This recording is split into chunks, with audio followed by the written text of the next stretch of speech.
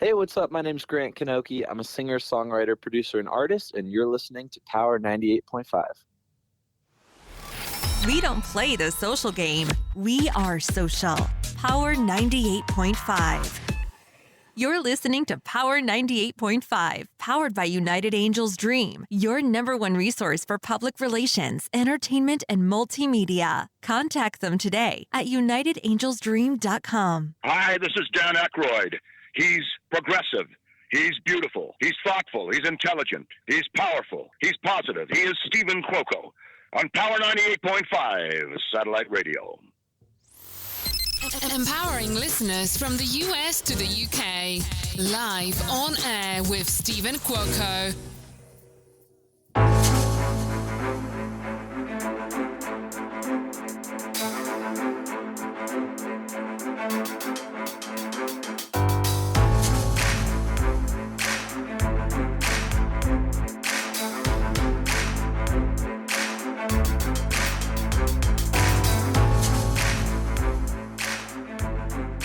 I know you've all been paying attention to the social media. I know you've all been paying attention to what we've been blasting out. You've got that right. Josh Plasse, friend, and yes, I am very, very proud to call this young guy a friend. He is a talented actor, writer, producer. He's got so much going on, and we're going to get into it. Not only do you know him from iCarly, you know him from many other areas that I can just break down the list. We've got coming out Baxters soon. We've got Flesh and Blood, which was a short, American Horror Story, Grey's Anatomy. I mean, this guy is going to be mega, even more all over the place. I hope even in an upcoming Marvel movie. How does that sound to you, Josh? You want to be in a Marvel movie? That sounds pretty darn good. Thank you, Stephen. What an intro. I mean, you can fill in for the Flash. You can fill in maybe for Thor. They can put a bodysuit on you or something. Give me 30 pounds of muscle and I'll be there. Hey, you never know. I mean, they do make muscle bodysuits. They do indeed. They do indeed. And hey, you know what? If we'll see what happens. Don't count it out. Maybe the Thor's son is the new one. Very, very smart. The Thor's son. You know what? Very intelligent. Well, I just got done telling you, you look a little bit like Paulie Calafiore from Big Brother. I was like, wow, that's especially in your one headshot where you're like turned to the side. It's a really nice headshot of you. I think you're wearing a white shirt. Yeah. You ever think about? Thank you. You ever think about reality TV? Have you ever tried out for reality television? I have never tried out for it. No, not once. And I think, as time progresses, I'm certainly open to anything. It would have to be something for me that speaks to me, that is something that could inspire people and uplift people and would really grab my attention. But like I said earlier, I'm an open door, man. So we'll just have to see what comes my way. Well, what's been coming your way is you're back to writing again, right? You're writing. Yes. Yep, you got it. Tell us a little bit about that. What type of project are you writing about right now? There's a couple of things I'm doing right now. The two that I'm the most excited about. Number one is called The Heat, and it's the true story about world champion boxer Chris Van Heerden from South Africa. He's a dear friend of mine and just an incredible human being. He's got one of the most inspiring stories you could ever hear about. One of 13 children who just beat every obstacle and all of the odds you could possibly think about to become a world champion in the United States of America. And he's actually going to be fighting September 7th in Madison Square Garden coming up here in, about 3 months. And can you take us a little bit more into what your plans are with that? Who's going to be part of the cast? I mean, what's the lineup?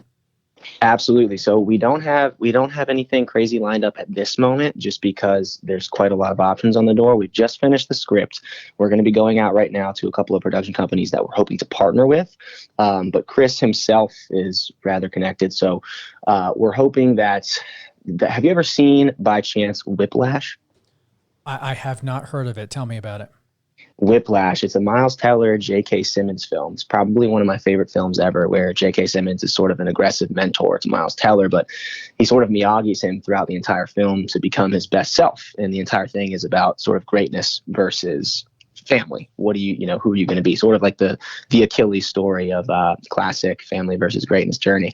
And that's what we're doing with Chris's story right now, in reality, with his father, who trained him since he was a 5-year-old, literally, and put him through the ringer with pretty intense stuff that developed him into the man he is today. So in terms of the story itself, that's sort of the main beat that I want to tell here. It's a really incredible story about faith, if you will. His father had a vision for him when he was a young child that said he would be a world champion in the United States. And Chris obviously didn't believe that at age 5. And as they continued their story and as they continued their journey, ultimately, Chris actually lost his father when he was about 26 years old. This is rather recent, actually. And he had never fulfilled what his father told him he was going to do. He had never fulfilled becoming a world champion. And only a couple of years back, after his father had passed, did it actually happen. And that's sort of the end and the climax of the film for Chris's journey. It's so incredible. So in terms of actual story beats, that's really what you're dealing with. And who's going to be in the film? Well, that, my friend, that remains to be seen. I wish I had a great answer right now, but we're sort of up in the air. I would just say stay tuned and know that it's going to be huge. Well, I'm going to tell you that if you need a therapist, a counselor, an attorney, whatever it may be, I know I'm going to be getting the phone call because you're going to want me to fill that role. I'm going to be, you need a mentor in that movie, someone that's a facilitator, a leader, and that's going to be me. Absolutely. You're already on the short list. Short list? You mean I'm at the top of the list? Fair enough. I don't need to audition. You just give me the script, I'll learn it. Done. That's so funny, man. Yeah, we're doing that. And then the other project is called YUCCA Valley, which is going to be it's going to be before Chris's story. We're actually doing that this September in Oklahoma. It's going to be the first film that my production company does. We're incredibly excited. It's actually an occult horror thriller. It's pretty crazy and pretty out there. It's about the resurrection of Charles Manson in the modern day family. Wow. If they had still been around. Yeah. Yeah, it's pretty dark, man. It's pretty dark, but it deals with some incredible themes. It's a little bit of theology in there, and ultimately it's a story of redemption for a young woman who's born into the family and goes through quite a journey. I really hope with this film, with Charles Manson, I've seen some of, the Sharon Tate, a lot of those remakes.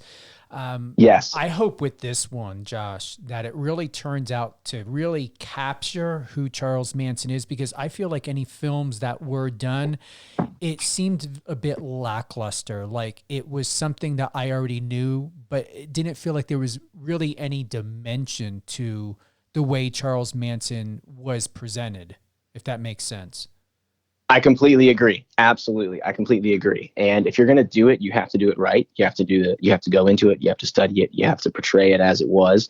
And I think one of the interesting things for me, at least, is psychologically, is the impact that he has on other people. And a lot of stories that have been told about Manson are kind of just classic horror movies, if you will, where, he's walking through the desert and he tells some people to do something bad and ultimately they execute it. And there's just nothing there. There's no depth. There's no three-dimensionality to the characters.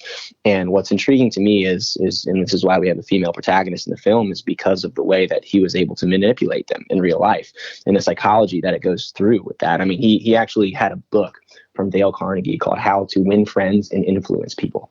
And if you listen to actual interviews of him, this book was sort of his mantra about how he would essentially pry and just manipulate young women who had family issues, who had drug addictions, you name it. And so we're really diving into that psychology with the film. And I think it's going to be very interesting and a breath of fresh air.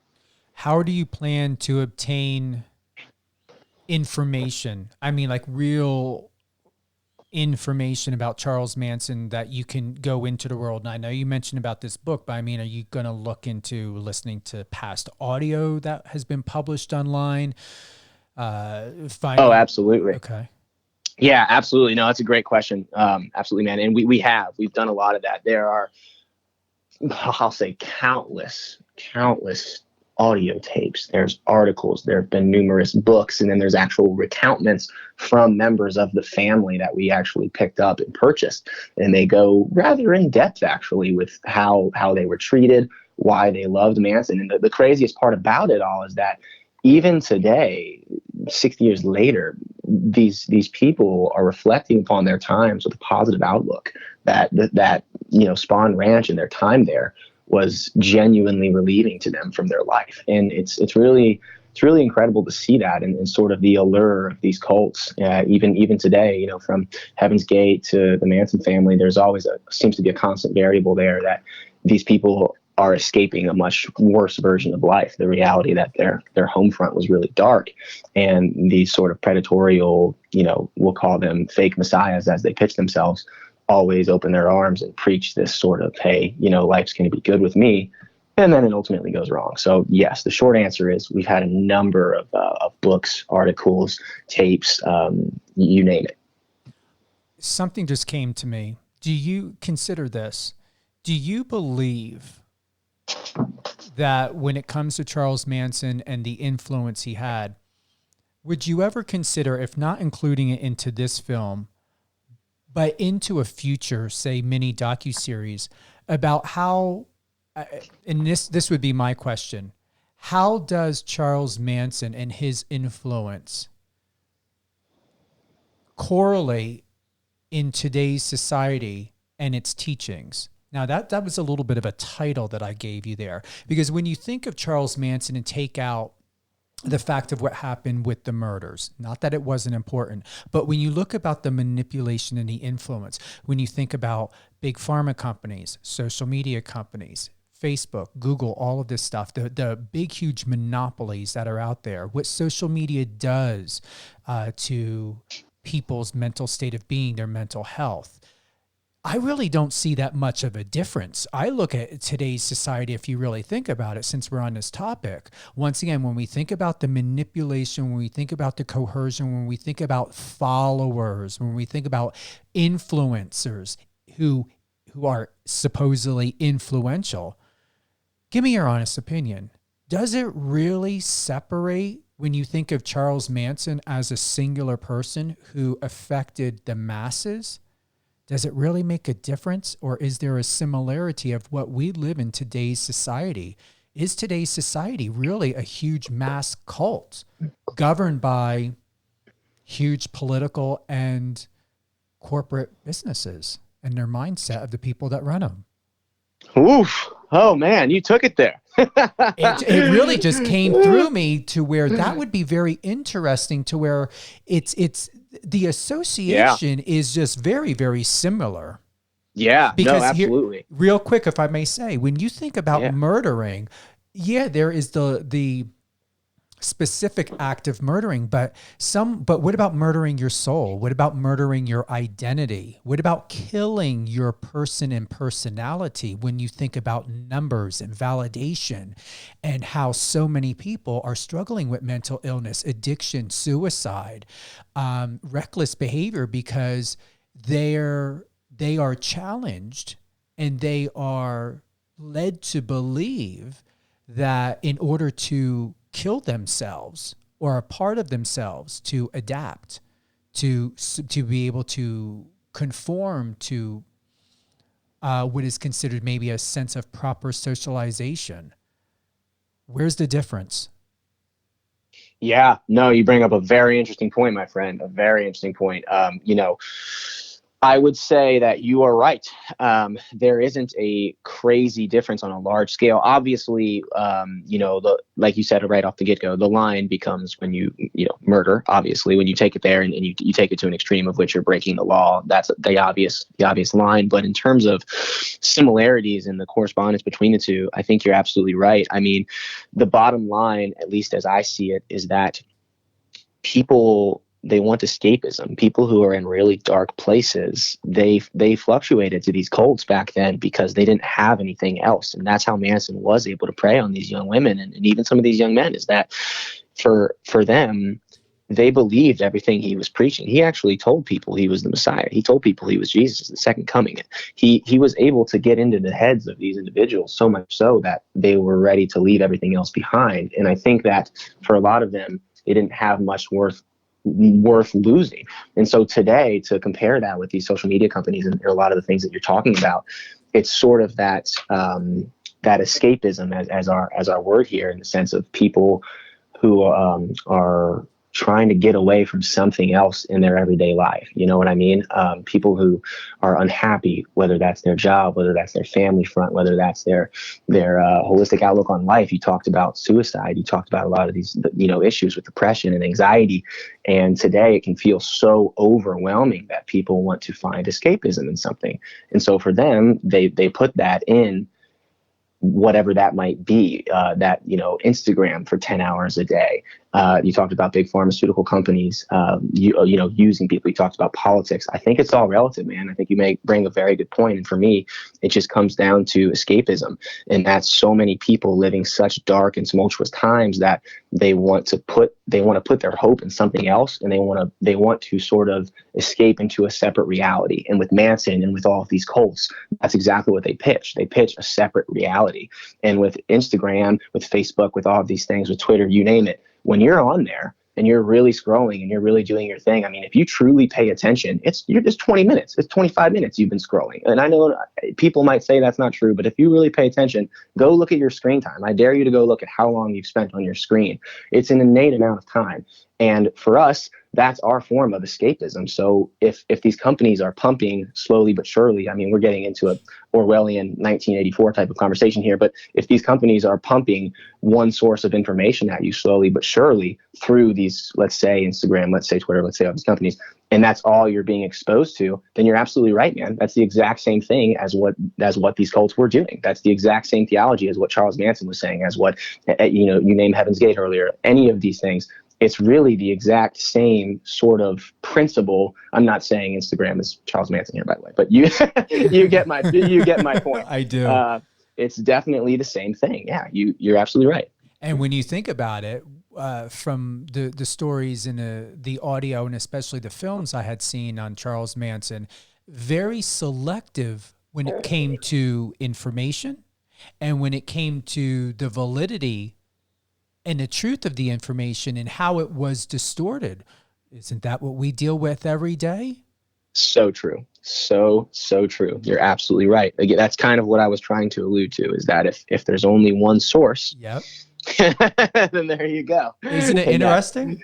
It really is, man. And back then they had no technology. You know what I mean? They weren't able to just get on and put in escape, if you will. So they found these other alternative means. And today, we think we're so far ahead in advance by just burying our heads in our phones, but ultimately it's not that different. Nope. And then you have the subliminal messages in music, within performance, action. It's quite interesting. Like I told you, we'll see how this unfolds, like I always do with interviews. And, I never thought we would have some type of intellectual conversation about Charles Manson and how it relates to how we live every day in society, and how, the bigger people that believe that they are the powers that be, who pick and choose what is truth and what is real, or maybe, a farce of reality. When you really think about it, what really separates them from these mass murderers? I agree. Outside of murder itself, as we said earlier, outside of these illegal actions, no, you're absolutely right. Mm-hmm. There's not much separating them. They're trying to perpetuate their agenda. These occult leaders are trying to perpetuate their agenda. And generally speaking, it's for their own good. It's for financial or fiscal gain. It's for a position of power, position of self-worth, and it's the exact same. So I completely agree with you. On that note, for what you're doing, and it is incredible, and I really would love to see you do something really in this industry that is transformative. I know that you can do it. I know that you can pull it off, and I know you will be able to deliver the message very elegantly and effectively, because you're just that talented to where you're very balanced. So I definitely look forward to you coming. You're very welcome, Josh, for these projects in the future. Definitely consider, and I believe you will be recognized for being a leader and someone that is guiding the way to be able to give people an opportunity to relate, but also find a sense of hope that, my grandfather always said, for every thought that you have, someone else has the same exact thought. And I didn't question that, Josh, but I have learned throughout 4 decades that it is the truth. Someone out there does, in some way, shape, or form, can relate to your way of thinking. And imagine the people that you would end up helping, because there's a difference between power and empowerment. And I like to say that when you think of power, think of electricity. Okay. Well, you're generating electricity. That's power. Well, empowerment are the wires. They're the towers. They're the electronics that you use, what you use power for, turning on your TV, your cell phones, recharging things. So once again, power is just the body of the substance or the I love that. But true empowerment is the purpose of what does it lead into? How does it get utilized? What does it get used for? And what does it help and aid us in? It gives us light. It gives us heat.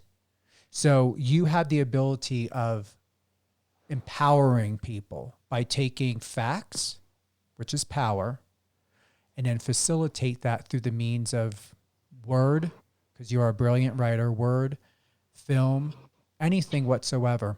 You can do this. Wow.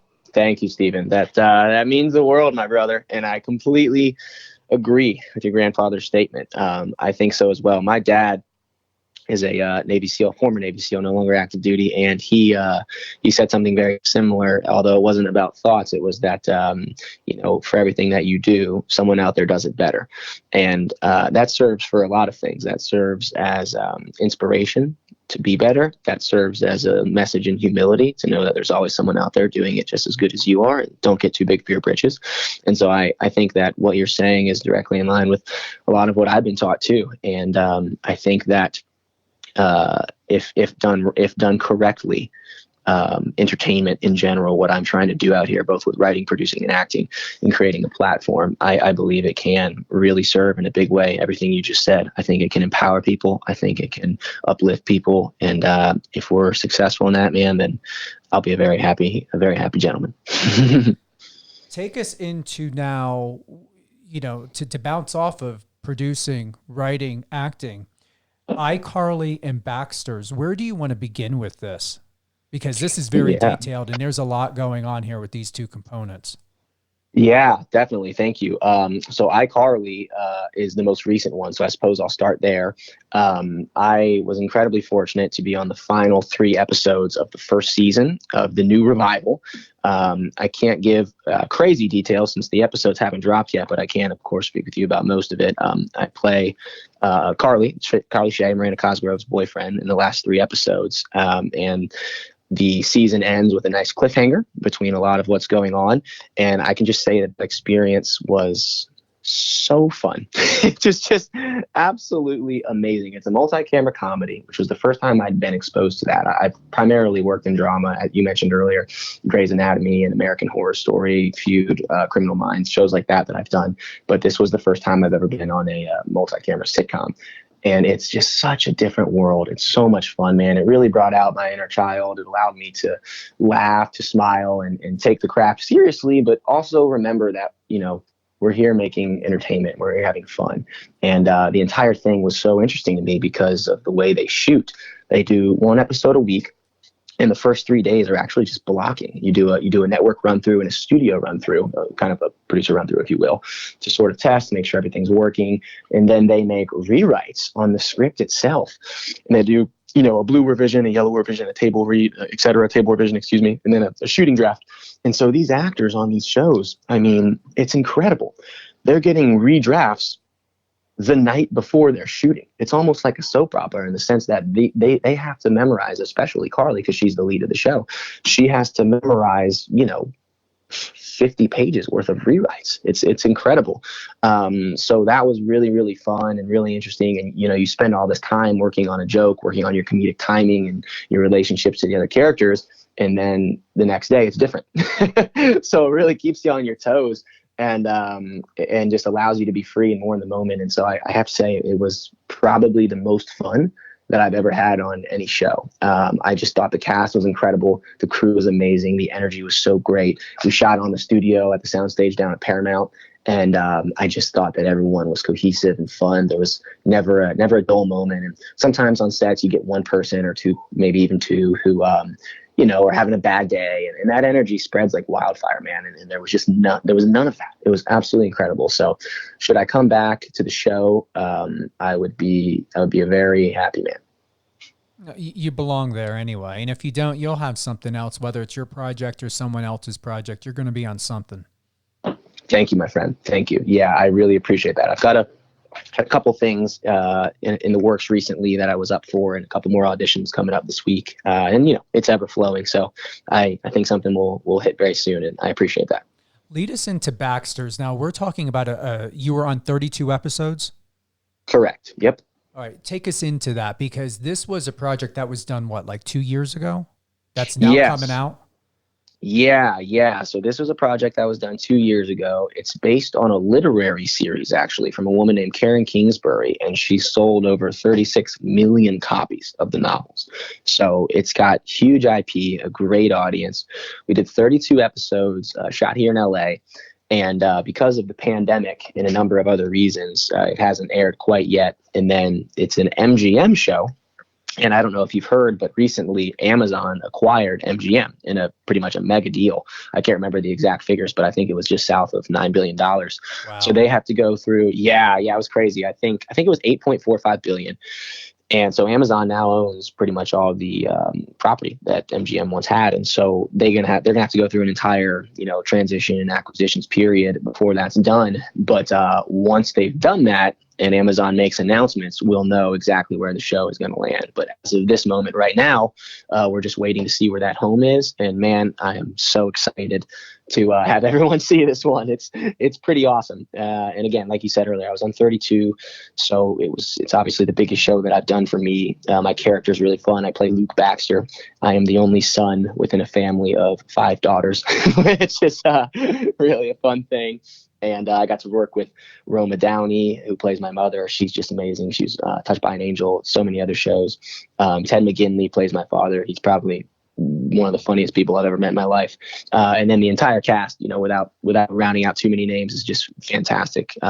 It was really a blessing. And one of the crazier things that actually happened, which sort of never happens out here in Hollywood, is that one of my best friends named Jake Allen, he's my writing partner for a number of my things we've done already. He was actually cast in the show as well. So we literally had we were both series regulars, which is incredibly rare. So the two of us were able to pal out and just have fun on set for, months. And it was just incredible. I'm pausing because it's like, you're the first person I've interviewed in a very long time that's got this is since the pandemic. You've got like back to back. Have you been like on pause at all, or you just got all this going on at the same time in the last year and a half? I'm kind of a weirdo with my work ethic, man. I've got too much going on, but it's all a good thing. You should see my office. It's like a freaking beautiful mind in here, just boards on boards, and just trying to attack every angle we can. I'm hungry, I'm ready, and no, there hasn't been a pause. And I'll tell you what, I will have one at the end of the year because I am getting married in December. What? Yeah. Wow, congratulations. Seriously. Really? Thank you. Yeah, I know. It's crazy. I'm 27, but I've been with the same woman for 12 years. We grew up in Virginia together, and we are tying the knot in December. Congratulations. Wow. I tell you, you millennials, you love to get married young. Real young. All of my friends are kids. It's like they're all married with like 2-3 kids already. You guys going to be having a kid then soon too? Hey, who knows? We'll see. Really? we're gonna take some time. I think we're gonna take some time, but I don't want to answer that one. I'll let her do it. All right.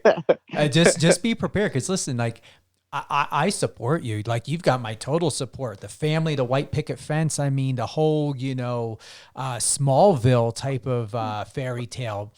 But you remember your projects. Don't let anything distract you. Even a puppy. I mean, come on now. You guys start thinking, is that puppy when you got it, especially, you got to put into that.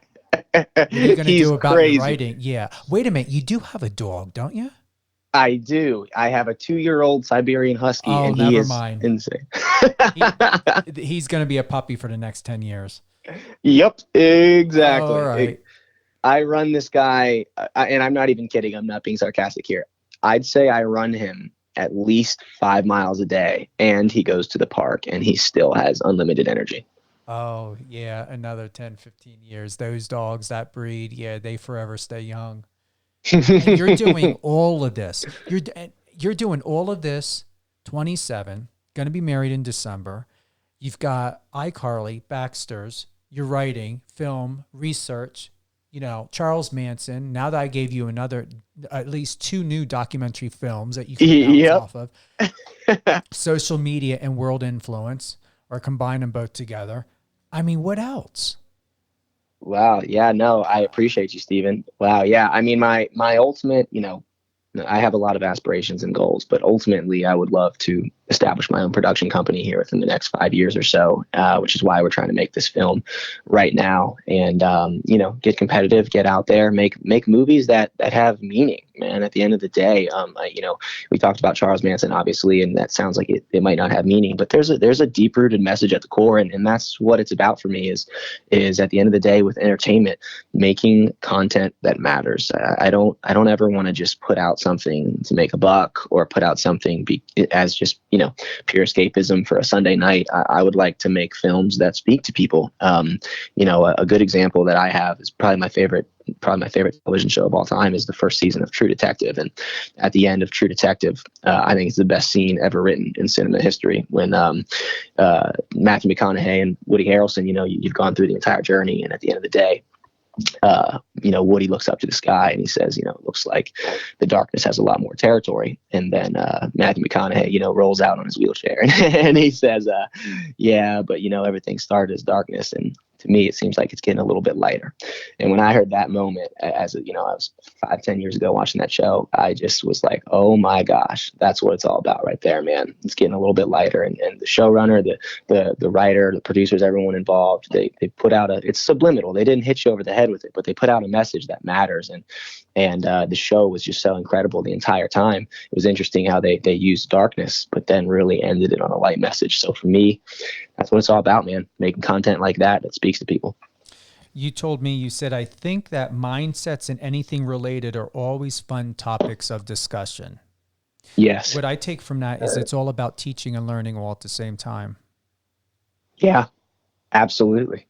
Absolutely. I agree. Take us. I think. Go ahead. You think? No. I'm sorry. Go ahead, Steve. No, go ahead. I know what I'm going to ask you. Oh, well, then ask away. Ask away. I wasn't sure. All right. So you're 27, and I was going to go back a little bit because one of the proud moments I wanted to touch up on, and if you want to recap or share or finish what you were about to say, is that you had won the Golden Gloves at the age of 18. Yes. Yeah. With that happening, how does that translate to where you're at now? Or what did you learn at 18 winning the Golden Gloves? Because you're heavily into sports. Yes. I learned a lot. Absolutely, man. And I think a lot of successful entertainers came from an athletic background because sports teach you so much. They breathe so much into you. And for me, with boxing and Golden Gloves in particular, I played football as a kid all the way up through high school, and I loved it.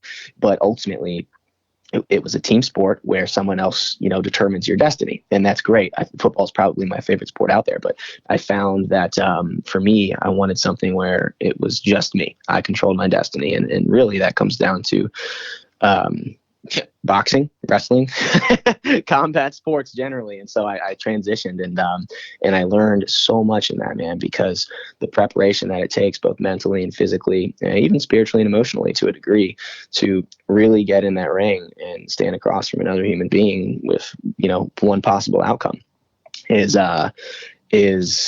incredibly teaching for you as a youngster. And so for me, I took everything that I learned from that. I had so many great mentors and teachers and trainers who instilled these mindsets into me that I've brought out here. I mean, I was training 3 times a day, every single day with midnight runs and early morning rises. And when you take that level of work ethic and you apply it to the entertainment industry, I think you can be an unstoppable force, because nobody does that. And that's what's so interesting about acting and about writing and about producing, is that if you're out here and you don't have a structure, you're going to go nowhere, because it's not a 9 to 5. So people don't make time. They just say, oh, well, I had an audition today, so I'm an actor. Sure, you are. I'm not taking that away from you. But if you really want to move forward and everything, you need to be working a 9 to 5 plus another, in my opinion, 4 hours to get ahead, because there are so many people out here trying to do this. It's the most competitive industry in the world.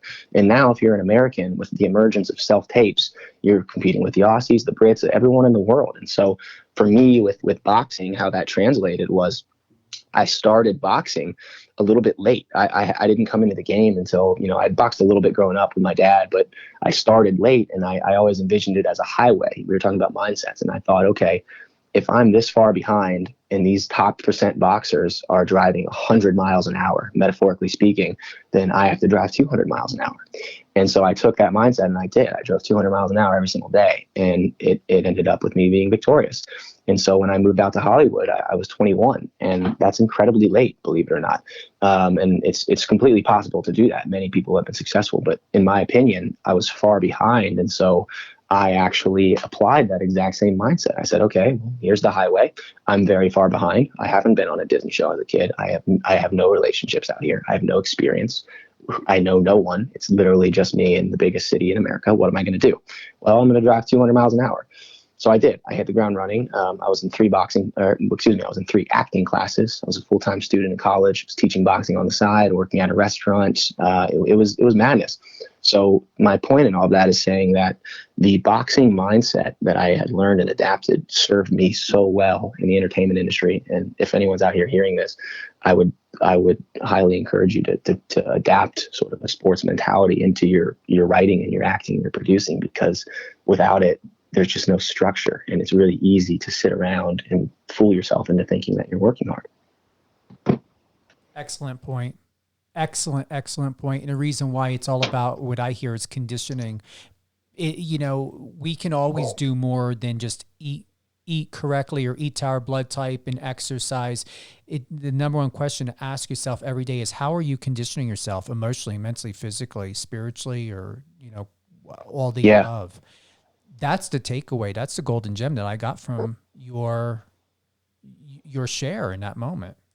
I love that, man. Very, very well said. Very well said. So speaking of conditioning, are you still active at the age of 27 just as much as you were when you were 18 in sports, or what are you doing to condition yourself now in the midst of, once you're getting married in December? Shout out to Kristen. Yeah. Kirsten. Yep. All right. Kirsten? Perfect. Kirsten. You got it. Not Kirsten. It's Kirsten. It's Kirsten. I know. Kirsten. She's got a great little name. All right. I like that. Shout out to Kirsten. I pay attention. I do my research. I can tell. I can tell. So thank you. You're welcome. An upcoming marriage, 27 December, to Kirsten. Film, projects, writing, dog, 5 Mile Run. Is this your way of conditioning to stay balanced and centered and fulfilled, or are there other aspects and components that we would love to know about and hear about that you're doing that could be helpful even to someone like myself or those that are listening that we may not have considered? Yeah, definitely. I think there's a number of things. For me, faith plays a big part in my life. And I think everyone, no matter what your faith is, no matter what you believe, for me, I'm a Christian, and waking up every morning and spending time in the Bible, and that can be applied to anything. That can be applied to any religion. That can be applied to any mindset. Just really taking some slow time before you begin your day. And for me, praying and reading the Bible and starting off very slow and very appreciative. I think that's the key there, is just being appreciative for everything that I have, thanking God, and really trying to have a conversation with him. After about 30 minutes in the morning, every morning, I conclude, and I just feel so ready for the rest of the day. I think it's a completely different thing. I wake up and I make my bed, and then I go and I pray. And I think that, you can take what you will from that and apply that however, but 30 minutes of silent time, whether that's spiritual for you or emotional, and just really reflecting and being grateful for what you have, I think that it's a really nice balancing act. And I think it's a good way to start your day every single morning. What's your favorite scripture? What really inspires? I mean, if you have one, or what comes to your mind let me direct it this way. If you were to be in a place of confusion, doubt, and uncertainty, what would either be the first scripture or quote, what would come to your mind to help? I love that. That's a great question. And I absolutely all day. 2 Corinthians 5:7 for me, which says, we walk by faith, not sight.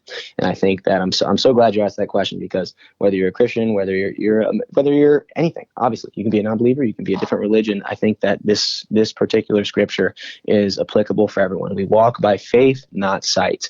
And for me, that's so incredibly needed when you're in the entertainment industry, because 99% of the time, sight looks really bad. Out of 100 auditions, you might get 99 no's. Out of 100 days, 90 of them might be awful. Out of 100 scripts that you write, or 100 pages, whatever that might be, right? Most of them are going to be bad. You're going to have to tear them up and rewrite. You're going to get feedback that's dim, and people are going to tell you that you're not good, that you should leave.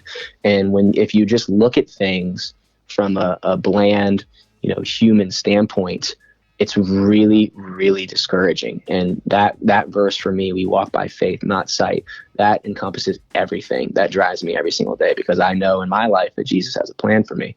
And so that faith that I have in that plan, I don't have to look at things on a daily standpoint, because I know that no matter what, it's going to work out well. So for me, I would say that scripture is an answer for everyone.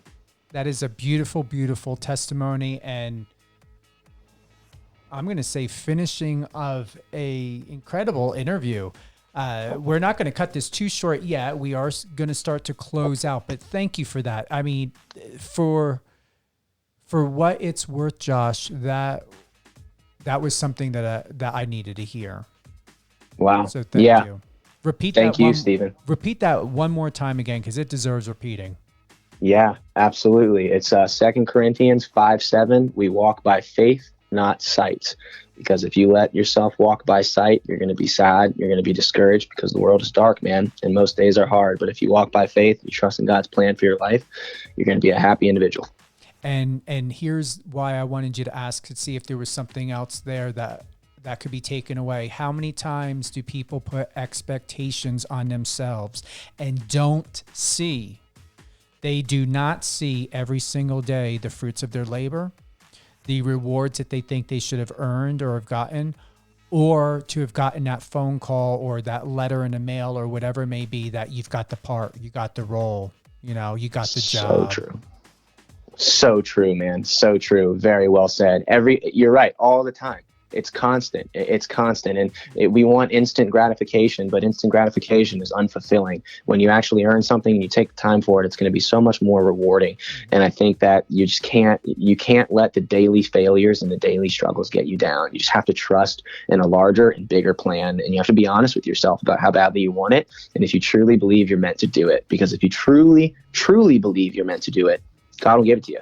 But if you're not meant to do it, you're going to find yourself walking by sight every day. Mm-hmm. And if you're not in the emotional, mental strength and resiliency to be able to be and live in your truth in that way, in that manner. Yes. That is another thing that may not be. I would say that, like, sometimes people will say, well, you're not ready. It may not just be that you're not ready. Or it may not be that you're not ready at all.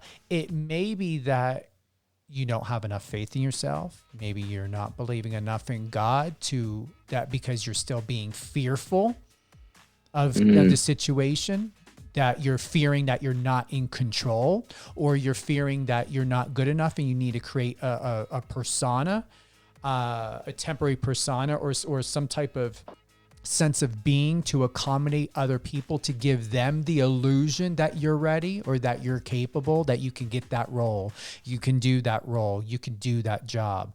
So it's just really looking and searching yourself and figuring out and finding what your truth is to, you know, is it really a no? Is the door really closed? Or is it because your idea of what you think is meant for you and what you earn and deserve and have the right to is not something that you're really conditioned for? Remember, conditioning. So true. So well said, man. Yeah, that's very, very well pointed. I agree with you 100%. And I think those are wise words, man. And I think that if people can really grasp what you just said, and I think that's going to affect a lot of listeners, because we're often walking down one road and that door might shut and we might think that's a bad thing, but an even bigger door opens just to the left of it. Who would you like to give a shout out to?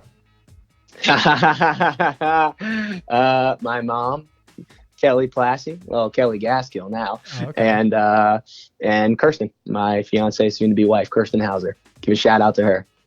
Any golden gems? You dropped a lot. iCarly, Baxters, writing, upcoming film projects. Is there anything else that you want to give to us or share with us before we close out today that we can look forward to from you? Or even any fun, running, or if you're going to be playing, anything at all? Man, I would say there's a chance that I will, in a small capacity, get back in the ring at the end of this year in an amateur fashion. So I would say pay attention to that if that should happen. Before you get married or after? Before I get married. A decent amount of time before, just in case. Just make sure you don't lose any teeth. You got wedding photos coming up. Exactly. That's it for me, man. What would be the go-to? TikTok, Instagram, website, IMDb? Where do you want people to go to find you, book you? What's the number one place to go, or all the places? Just go ahead and give our listeners everywhere and anywhere that you want them to be. I'm a simple guy. I'm Instagram and IMDb. If you're in the industry, IMDb is always easy and good for everyone else and the listeners. Instagram is really the only thing that I'm active on. I love Instagram. I'm starting to try to take it a little bit more seriously and post more frequently and share a little bit more about my life. So Instagram would be the one for me. Yeah, your Instagram's looking great and definitely could use a lot more content, and not because you're lacking the content. I would say because your content really is that good, it's that personable. I would say for you being a writer, a producer, an actor, and creator, this really illustrates. Like, I would think a casting director or producer or director would want to, if not hire you, or I would say definitely hire you, but let's say to be very neutral on this, hire you, or the desire of, I want to get to know this guy. I want to get to know this Josh. Your Instagram speaks that. It's very, very balanced with the feeling of lifestyle, yet educational, yet professional. Very, very well done. So with you pacing and choosing the content correctly, it works. Even a post with you back on September 19, 2019, in order to really enjoy a dog, one doesn't merely try to train him to be a semi-human. The point of it is to open oneself to the possibility of becoming partly a dog. And that's what you wrote by Edward Hoagland, the little guy. Yep, you got it. So, I mean, like right there, like with your husky, your baby, it's very lifestyle, but yet it blends so well to who you are as a creator. Thank you. Wow. That's awesome, man. That's really good to hear. You've given me insight, and you're vastly more knowledgeable than myself on social media. So that's really inspiring to hear. And I'm striving to get better at it every day. Very well done. And to read a quote by you on Instagram, and greater is the one living inside me than he who is living in the world. I love that. Amen, brother. Amen. What made you put that on there? What inspired you to, of all the things you could have placed in your bio, why that? That is a line from a song from Mercy Me, and I think it encapsulates what I'm trying to get across to everyone, which is simply that anything that I do, if it's good, it's coming from someone bigger than me. Josh, and that's it. Let me thank you very much for being here. Thank you, everyone, for tuning in to Live on Air with Stephen Cuoco on Power 98.5 Satellite Radio. We are in 39 countries. I want to thank everyone who has tuned in on the iOS and Android app, radio.com, the Power 98.5 webpage, Alexa, writer, producer, actor, and an all-around incredible young man who's about to get married in December to his fiancée, Kirsten. And, his beautiful husky running 5 miles a day, writing a project coming up, Charles Manson related. I'm adding 2 docuseries about how it relates to social media, life, and people's mental health, because I know you're going to accommodate those projects very well. Love to see those at Sundance Film Festival. You will win awards. You will win them with your Absolutely. work. Thank you, brother. Thank you so much. What a pleasure and what an honor this has been, man. Truly, I hope you have me back on one day. You will come back on anytime you want. Anything you want to discuss seriously, this is your home. Stay on the line. We're going to close out Josh. Josh Plasse, once again, you can connect with him on Instagram. You can connect with him on the IMDb. Josh, Josh, Plasse, Plasse.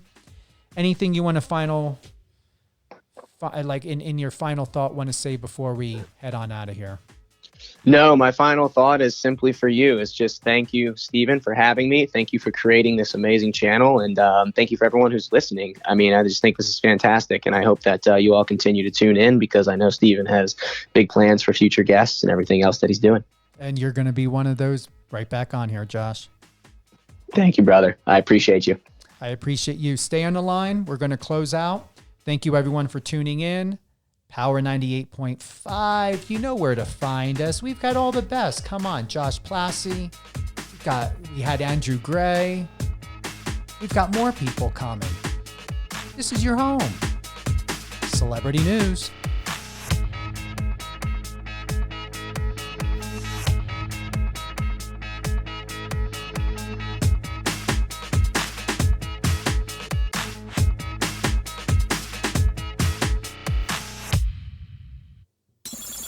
Friend us on your socials and let's connect.